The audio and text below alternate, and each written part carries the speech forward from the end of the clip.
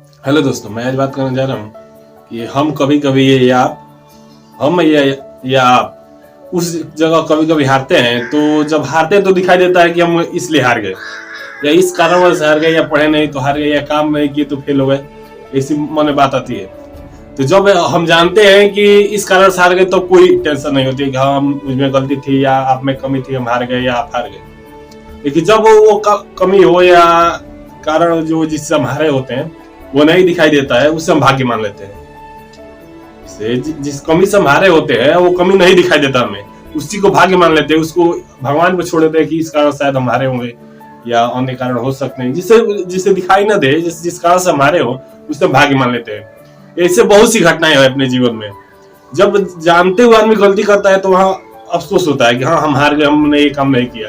अब अगर जानते हैं अगर काम नहीं किए तो ये बात अलग हो जाती है कि हाँ हम हार गए, ये भाग्य के ऊपर है। जैसे जब हम जानते हुए हारते हैं तो वहां गलती खुद पर आती है, तो आदमी मानता है कि चलो हम हार गए या मुझ में कमी थी इसलिए हारे। और जब नहीं जानते वो दिखाई नहीं देता तो भाग्य मान लेते हैं, भगवान को ऊपर छोड़ देते हैं, हार गए इसकी बात हुई।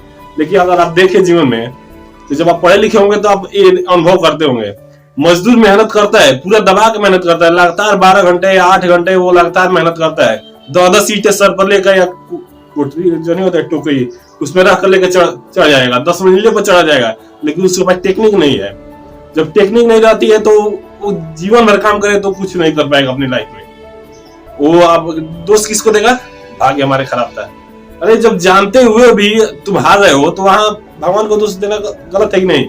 जब जान लेकर जा रहे हो, आ रहे हो, तो जब कोई उससे समझा रहा है तो उसको मान लेना चाहिए कि हाँ मुझ में कमी है। लेकिन वहां वो भाग्य को दोष दे या भगवान को दोष दे तो वहां गलत हो जाएगा।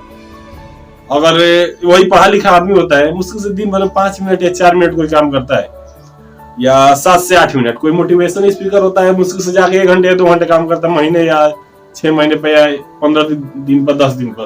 लेकिन उसका बजट बहुत ज्यादा होता है, उसका आर्थिक स्थिति बहुत मजबूत होती है। अब ये देखिए जैसे समाज है इसमें देखिए वो भाग्य को नहीं मानता क्योंकि वो जानता है कि मुझ में कमी थी, इस कमी को सुधार किया, मैंने आगे बढ़ गया या आप आगे बढ़ गए। वहां वो जानते हुए आगे बढ़ता है तो वहां वो भाग्य नहीं मानता, वो कर्म मानता है कि हाँ मैं मुझ में कमी थी, मैं ये काम किया वो सही हो गया। और जब आदमी अनजान में कोई काम करता है, जैसे मजदूरी आदमी मजदूरी दिन भर करता है या कहीं भी काम करता है या दूसरे जगह, तो वहां क्या करता है कि वो अगर वहां कहता है कि भाग्य से हार गए, ये बात गलत हो जाती है क्योंकि वो जानते हुए काम करता है कि जैसे नहीं समझे, वो जानते हुए काम करता है तो वो भाग्य को दोष देगा तो गलत है। अगर हम जानते हैं हमारे में कमी, उसको सुधार कर लिए तो वहां भाग्य कोई दोष नहीं देता है, वहां कहता है मुझ में कमी थी, मैंने सुधार कर लिया, अब आगे बढ़ सकते हैं। ऐसे ही लोग समाज में बातें करते हैं। कोई कह रहा था कि आदमी जैसे कर्म से महान होता है, एक व्यक्ति बोला रहे कर्म से महान नहीं होता है, ज्ञान से महान होता है। सोचिए वो कितनी बड़ी बात बोली कि आदमी कर्म से नहीं ज्ञान से महान होता है। कर्म करने वाला तो वही उदाहरण दिया कि मजदूरी करने वाला दिन में मजदूरी करता है, ठेला घुमाने वाला दिन में ठेला घुमाता है, तो रिक्शा खींचने वाला दिन भर रिक्शा खींचता है, लेकिन उसको कोई समाज में या अन्य चीज में कोई सम्मान जगह नहीं मिलती। लेकिन वही ज्ञान की बदौलत अगर ठेला घुमा रहा है और उसके पास ज्ञान है, ज्ञान की बातें से बहुत सारा ठेला घुमा दिया शहर में या बाजार में या मार्केट में या कहीं भी, तो उसका सम्मान होता है। वो बहुत जैसे अन्य जगह पर जाता है, अपना स्पीच देता है, लोगों को समझाता है कि आप घुमाइए, आप आगे बढ़िए। तो वहाँ ज्ञान महानता होता है। कर्म और ज्ञान देखिए कितना बड़ा अंतर होता है। ऐसे ही और बातें बताता रहूँ समय समय पर। जय